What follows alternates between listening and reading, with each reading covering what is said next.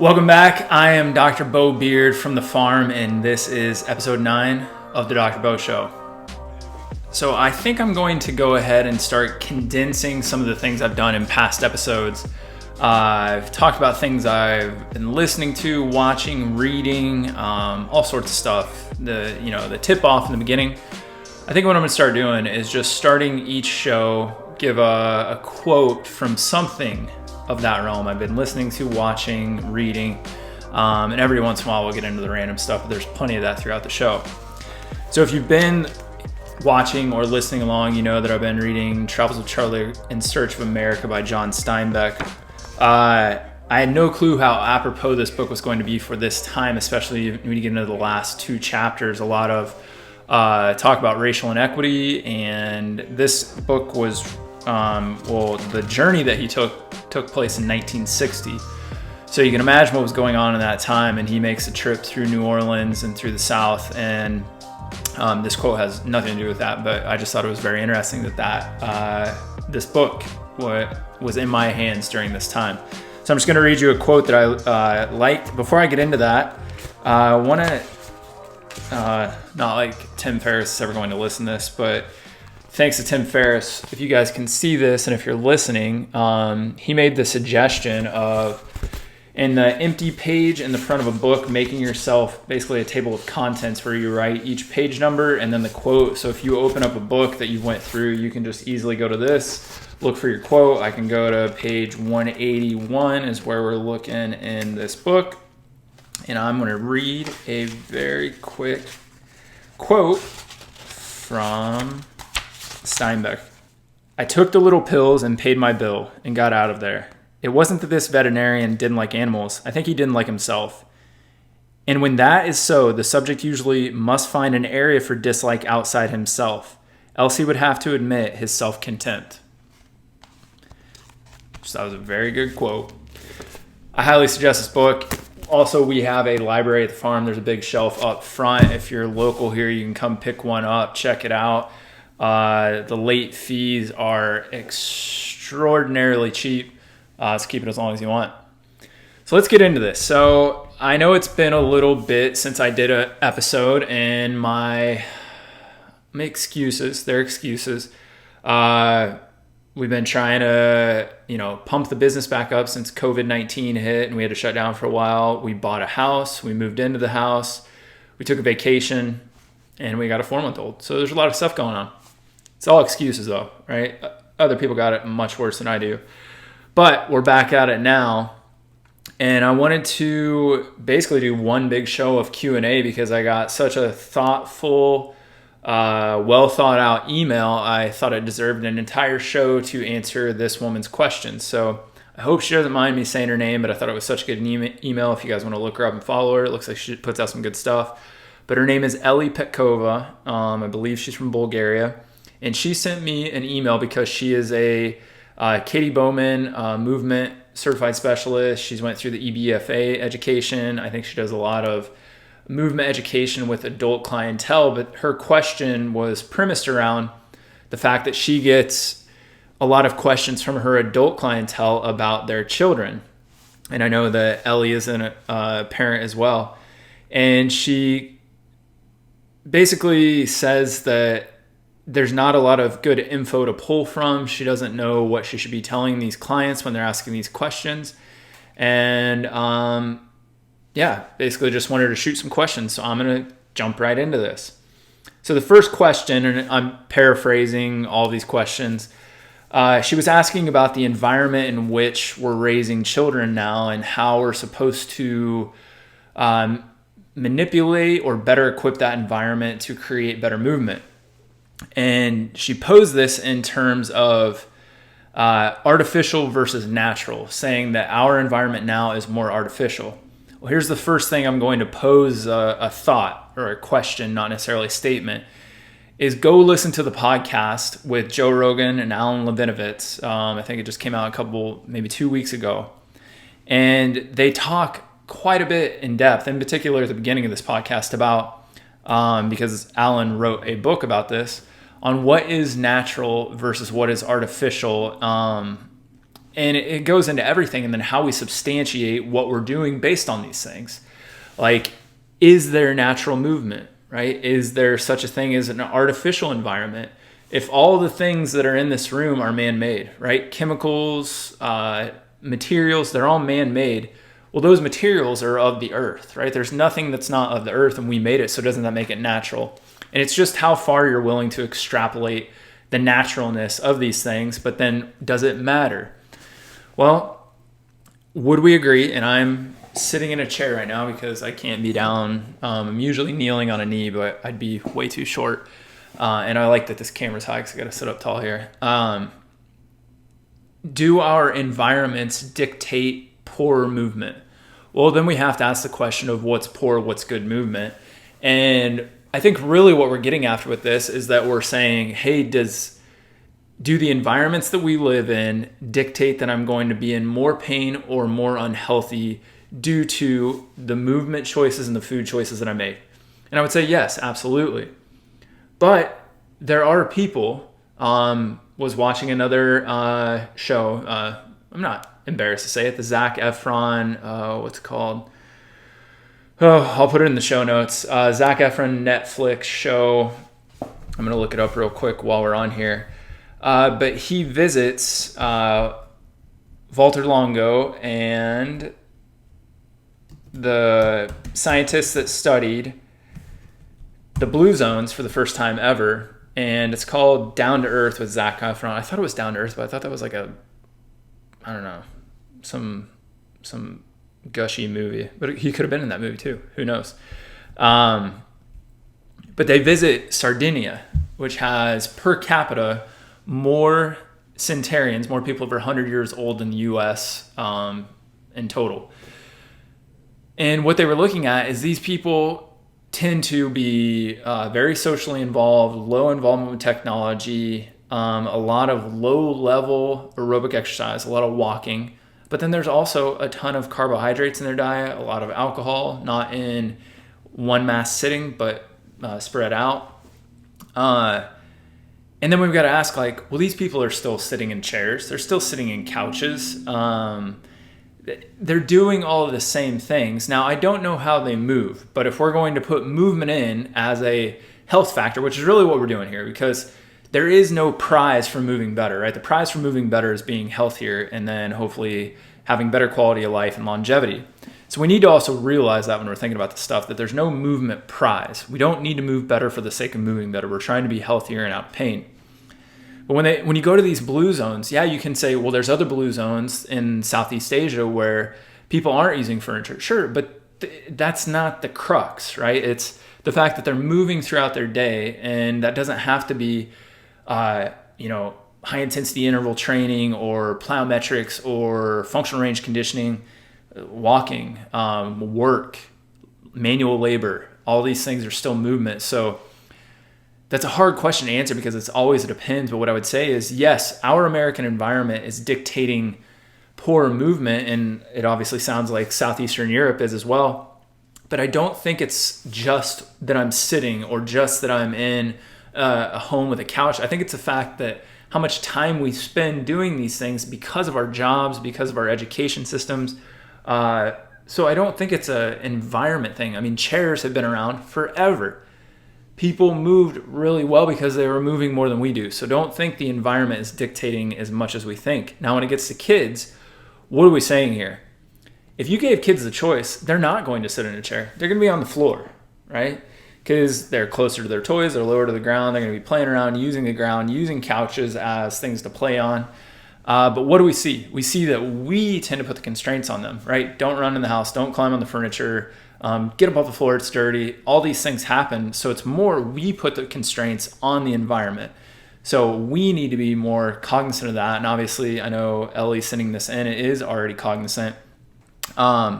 But really ask yourself that artificial versus natural overall, not just with movement environments, but food and technology and cities and all these things. Like, what are we really saying when we say that? And make sure that you're not trying to confirm some bias by determining something's natural and that makes it just therefore better. And I believe this is a great Cook quote. but he says movement, he talks about balance specifically, but he says balance can't be coached, it has to be grown. I think that's movement overall. And that brings me into the next part. She wanted to know how do we get kids to move more appropriately? Like, what's the best way to set up an environment for this? And I think you have to talk about dynamic systems theory. And dynamic systems theory basically says that everything in nature is moving towards a set point, not set point as in it was predestined, as in if you lay out a number of variables or a number of factors, they're all going to move towards the same natural endpoint. And what determines that endpoint are what's called attractor states. And if we wanted to put a movement in front of that term and call it movement attractor states, what we'd say is the environment dictates the movement. So if I sit in a chair, I'm going to have, slight ankle, knee, and hip flexion. Well, here's what always fascinates me. So let's use this as an example. Everybody likes to say that sitting is the devil, right? And that you're going to get shortened, tightened hip flexors and all that stuff. Sure. But then show me how in American society, being in triple flexion all day is going to decrease your amount of triple flexion. We always say these things, right? Like, hey, sitting is going to make your hips stiffer, and they will, but also we're in 90 degrees of flexion. Why does it then make it harder for us to go further into flexion? Because we always see this correlate of you sit too much and then your squat isn't great, or things like that. But realize that when we're talking about these attractor states in general, we're trying to set up an environment, whether that's a micro environment or a macro environment, I'll explain what I mean by that, to accomplish the goal and not necessarily coach what we need. And this is what we need to be very cognizant of in the movement coaching, rehab, even sports-specific coaching world.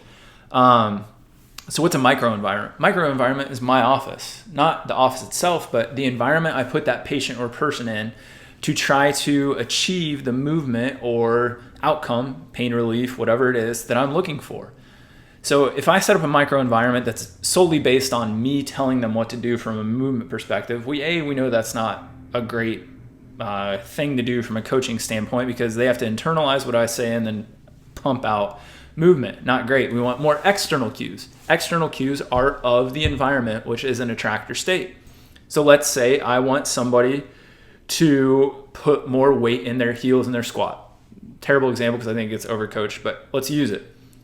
Well, instead of saying, put your weight in your heels, why don't we gently raise their toes up and pushes them into their heels, and they're going to find out real quick how stiff their ankles are because of how shortened their squat becomes.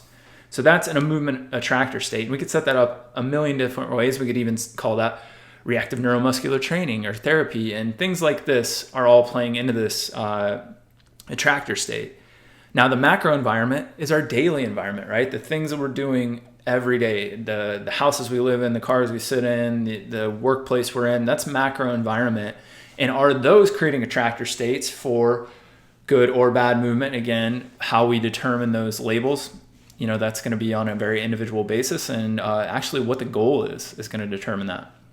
So when we're looking at how do we, create a scenario of an attractor state that gives us better outcomes, if we can determine better, look at the things that are affecting kids the most. And I would say number one is technology. If we wanted to use attractor state in a different determination, it's like a fly to a fly zapper my daughter's only 4 months old. And if I make the mistake of holding her and check a text, she's locked onto that thing. Those things are designed to capture our attention. So that's an attractor state that we need to realize that we have to, as the adult, control. And I think we all know that. But then also toys. So there's been this movement in the movement world and the unschooling, homeschooling world of these Montessori toys that are very basic in nature, but can be molded and changed per what the child wants to do with it. I also think that things that are outside, right? If kids are out exploring things like turning over rocks, playing in ponds, I was so lucky to grow up in a country environment where my parents felt safe because nobody lived around us, where I could just run around and do whatever I wanted, and had the opportunity to learn by messing up. Partially, that's going to be in the vein of, hey, something caused me pain. Hey, I realized, that I shouldn't do that. Whatever it is, I shouldn't kick that hornet nest. Hornets come out. I shouldn't flip over a rock without checking if there's a snake. All these things matter. Maybe not as much as they used to, but for developing a robust, healthy human, they surely matter. And the thing I want to wrap up with dynamic systems theory is this idea that evolution is always progressing us, right? And I've talked about this on the show numerous times. If we look at the idea of evolution, it's always seen through the lens that we're moving towards a better goal. So even if you say, man, your posture is getting worse, well, your posture is adapting to what you're asking it to do, right? So you're getting better at sitting. That's a positive adaptation because that's what you've asked the organism to do. Now, in this new book, which I'll be doing another show reviewing this book in its entirety, called Breath by James Nestor, who also wrote Deep, 2 really good books. He talks about Dan Lieberman, the Harvard researcher that worked with Irene Davis a lot on barefoot mechanics. But Dan Lieberman out of Harvard talks about this theory of disevolution, right? That evolution is, we're getting worse at being a robust part of this organism called Earth. And if you look at all of the evolutionary theorists throughout time, going back to Darwin and his contemporaries, they all had this idea that there could be disevolution or negative evolution, but they said, well, that's not how we have thought of evolution. So even if something seems negative, it's actually positive because that's what you're asking the organism to do. Now, other parts of this would be, is our quality of food asking us to do something different? Maybe not, right? So our food is affecting our health, and that's not us trying to adapt to that food. We're just in a forced environment of poor food quality, poor water quality, all these things. But our body is still trying to adapt. That's why you see an autoimmune issue. The autoimmune issue is your body trying to attack the issue that's being caused by this food or this water or this light or this EMF. And we got to realize that has a shelf life. That's not disevolution. That's an organism working as hard as it can through the evolutionary process, as fast as it can within one generation. And it just doesn't always pan out. So I don't know where I stand on the disevolution theory yet. I would still go back to the Darwinian times, even though stuff changes, but that whole idea that, hey, maybe we just need a different terminology for that, or just say, hey, moving towards a goal, again, how do we determine if it's positive or negative or good or bad? And then getting into the next question, it talked about, well, how do you create or when and how do we create free or as Ellie determined, organic movement play versus structured, and when do we pull the trigger on those? So the first thing to know is that around 5 years of age, you can start actually coaching children.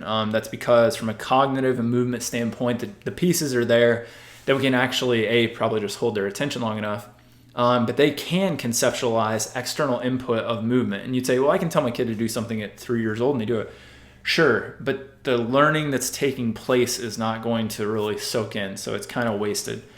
This is where you have to make sure, if we're going to be doing like physical therapy, rehab, whatever it is, with kids under this age, that we got to make sure we're using movement attractor states, we're using reflexive therapies. That's why I'm such a fan of dynamic neuromuscular stabilization and reflex locomotion. You can't coach kids into these things.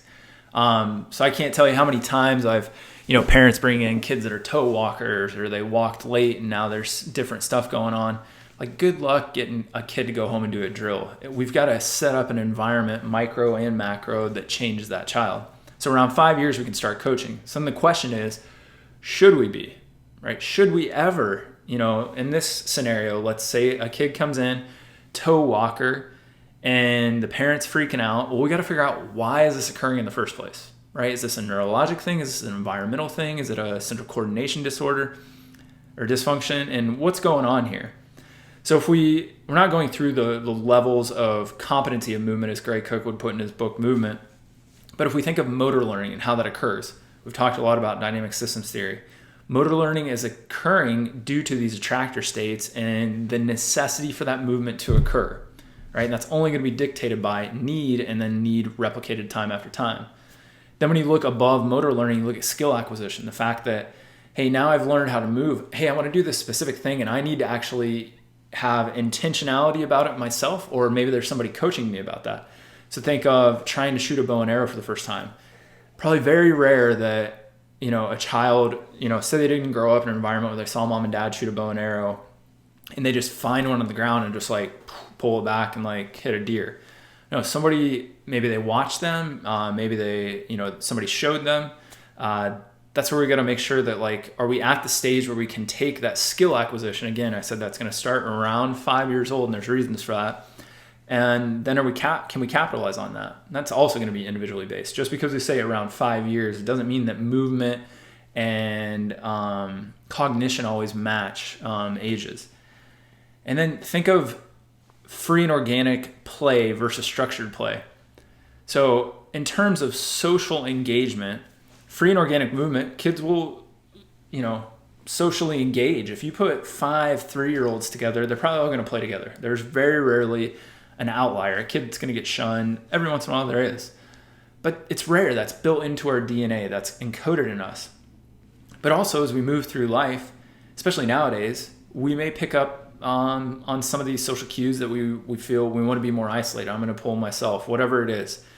And that's where creating structured play, in particular, we could think of structured play in 2 ways, of him structuring things from a movement standpoint. I would shy away from that with kids. What I would say is get kids outside.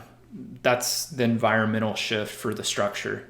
Destructure through going outside, but then structure it with kids. And that's what sports are, right? We're literally structuring play with groups. There's rules. Everybody has the same rules to adhere to. But that's why structured play is important, because as we look at how we develop socially, well, that's how we've used movement from the time we were born to develop our central nervous system.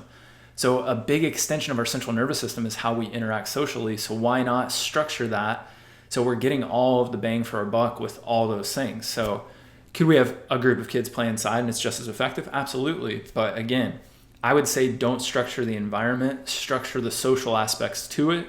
And then you're also going to be amazed at how the organic structure within that system creates movement or games or ideas or rules that the kids come about with that actually accomplish the goal that we would be trying to get to happen anyways. The other thing that I think is going to be interesting when we get a group of kids together, so say we get 8 kids together, or just 10 for the ease of percentages, and we look at the normal variance of central coordination dysfunction, which is about 30% of children. So if we take 3 of the kids out of 10 and we say, hey, we're going to stick them in a group with these other 7 healthy movers, right? They no blips in their motor development. What do you think those 3 kids are picking up, even at the age of 3 or 4 or 5, when, let's say, all the kids skip and squat and jump, and there's movements that they can't do? That's an attractor state, seeing that at a very young age, I need to fit in socially, which a big part of that is how we move. And they see they can't do it. Their brain is starting to click. 98% of our day is run by our subconscious activity. Their subconscious and unconscious, is going crazy. Just, why can't I do this? I should be able to do this. We never had to tell them that. So that's where we need to get kids in socially rich environments, diverse, and that's tough to do nowadays, especially during COVID. But maybe that's why it's not so bad to get your child in daycare. Like, I'm not telling anybody to, I have my own qualms with that. I don't know how we're going to handle that if the time comes, but that's a group of kids that they get to spend time with that, in times of tribal society, they would have had tons of time with large groups of kids and children. And now it may be, 3 or 4 friends in the neighborhood, or, and they're not going to school or preschool until 5 or 6. Well, those things, the groundwork for these movement dysfunctions are already laid. And maybe that's just because they weren't around a diverse enough movement palette of who they were surrounded with, especially if you're a parent and you don't move well yourself.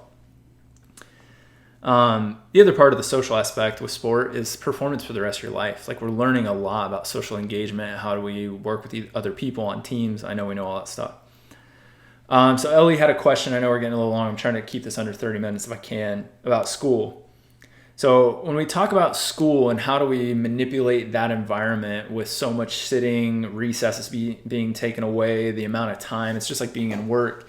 I'm going to give you a quote by Frank Herbert, who is the author of God, Emperor of Dune. He says, dangers lurk in all systems. Systems incorporate the unexamined beliefs of their creators. Adopt a system, accept its beliefs, and you help strengthen the resistance to change.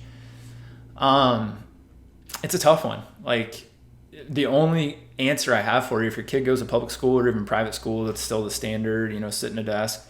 You see movements by like Kelly Starrett, the Stand Up for Life, where they're getting kids in stand-up desks. That's a great move, but that may not be a movement-rich environment. I mean, fidgeting around is great, but like, how much movement are we doing if we're just standing all day?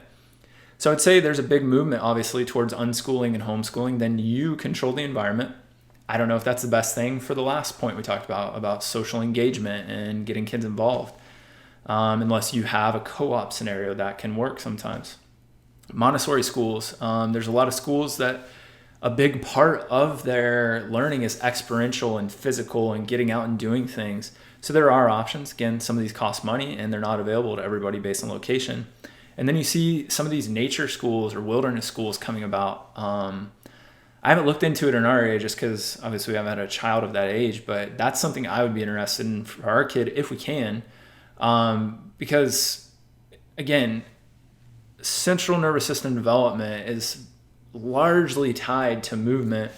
And what I see in school and what I saw personally, what I see especially nowadays, is we still learn a large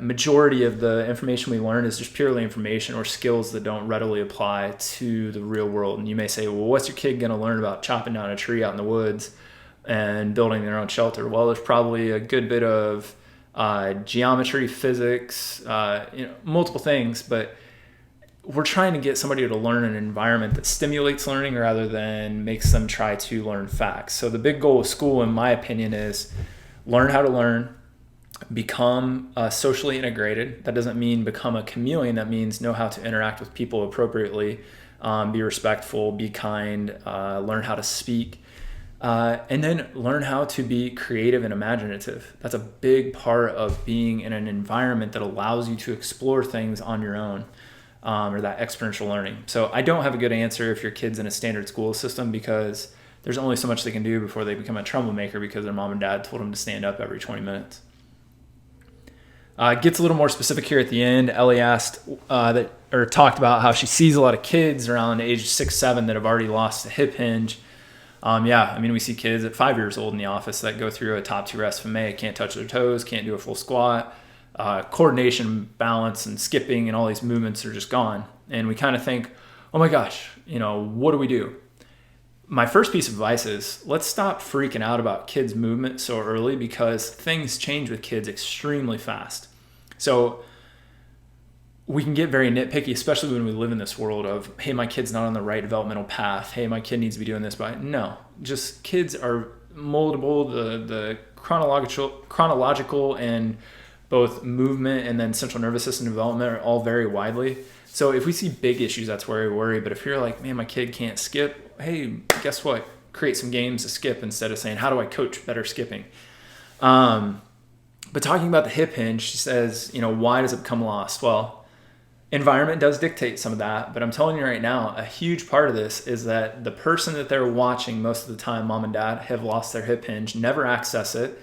And when we see kids around the age from 3 to 5 years old, things called mirror neurons kick up in the parietal lobe, and we see that's when they start to really subconsciously and unconsciously absorb what's going on around them. Probably, this is theorized, for the benefit of when we lived in times where there's a possibility mom or dad or both may pass away, I need to have skills to survive, right? Hunt, cook, fish, protect myself, build fire, shelter, all these things.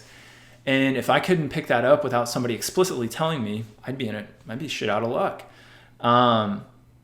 So I think it's looking at yourself first. Does that mean you have to have a perfect squat for your baby to have a perfect squat? No. But it sure helps for them to access it, just like whatever language you use, whatever you watch on TV, whatever you eat, that child is becoming accustomed to that just because that's their environment. So realize the house is part of the child's environment, but you as the parent, you are the child's environment, like completely. Because you created the house, you created the food situation, you created the love or the kindness or the opposite of that in that environment. So it's you as the environment. And how should we find it? I think I talked on that. And again, we go back to attractor states. Like if we go outside of fixing the parent or working on the parent, like what is that kid doing all day? Like I can't tell you how many kids the parent brings in. The kid's slouched over in a gaming chair all day, and then they want me to work on that child's posture or give them drills. Like, no, there's no drill. Get your butt out of the gaming chair. For the 4 hours you're in it, you get an hour. I saw Mark Chang. He's a martial artist and trainer out in California. I believe his kids, he'll let them play video games, but they have to do horse stance for either while they're playing or before or after. So like create kind of movement bookends if we're going to have times of sedentarism.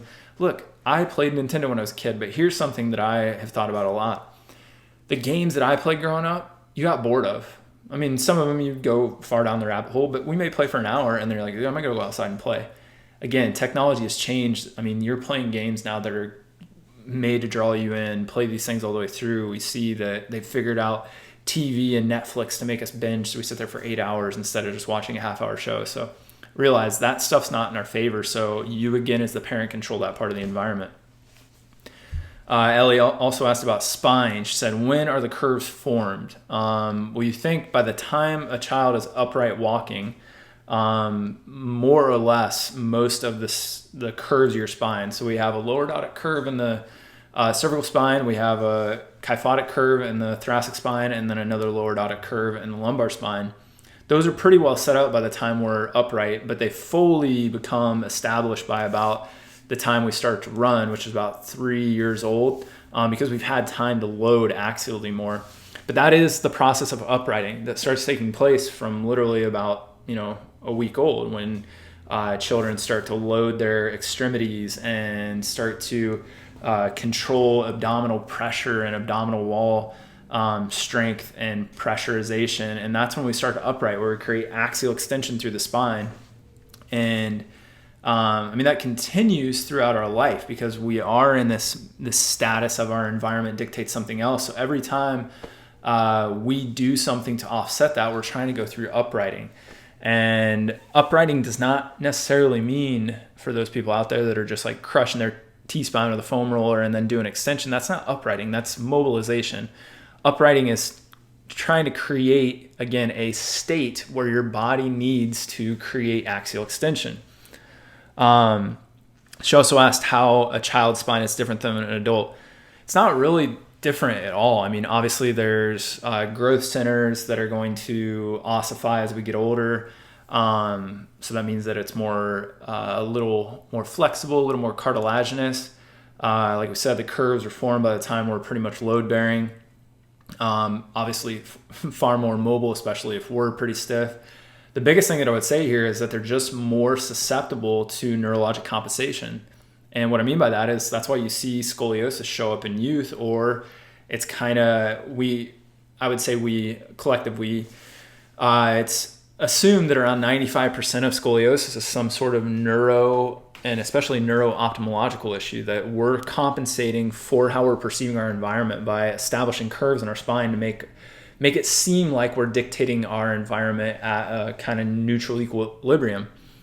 So there's a lot of like behavioral optometry and things like that, functional neurology, that go a long way for kids that are experiencing issues with spinal curvatures and uprighting issues.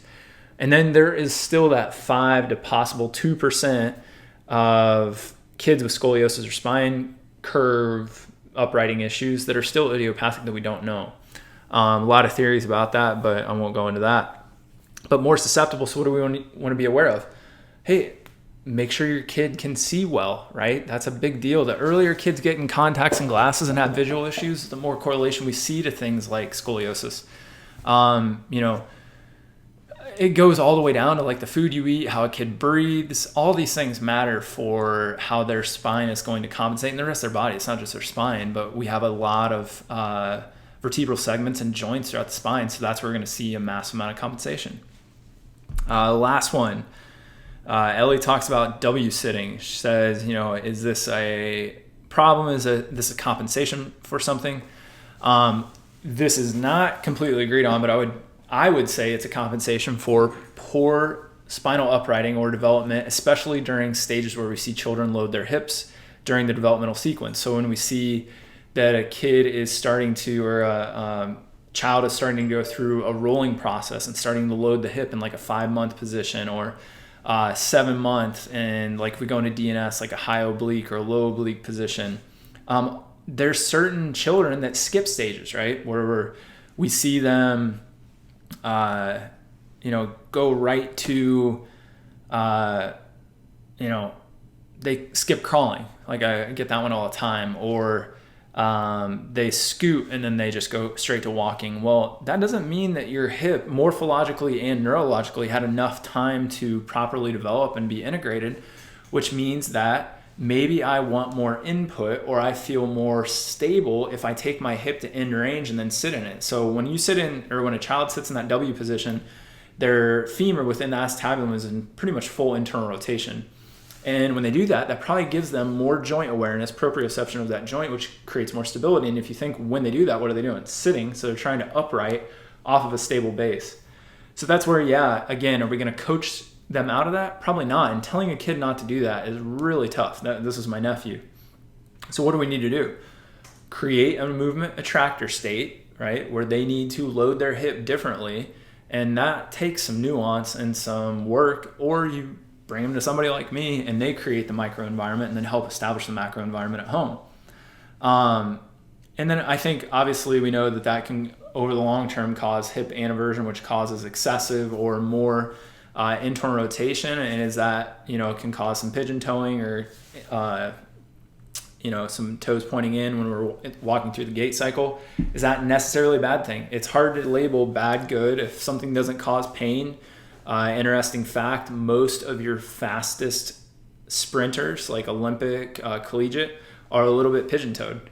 The reason being for that, if you want to know, is that when you go through the gait cycle, as you swing your leg behind you and go through extension, you have to go through internal rotation of the hip. The more internal rotation you have to a limit, you're going to be able to wind up and create more torque in the hip, which gives you more drive, just like a drive shaft off a car creates torque. So is it necessarily a bad thing? No. And I'm also not telling you to tell your kid to sit in a W position to make them a faster sprinter. That's not going to happen either, because there's also always a Goldilocks zone or a happy medium.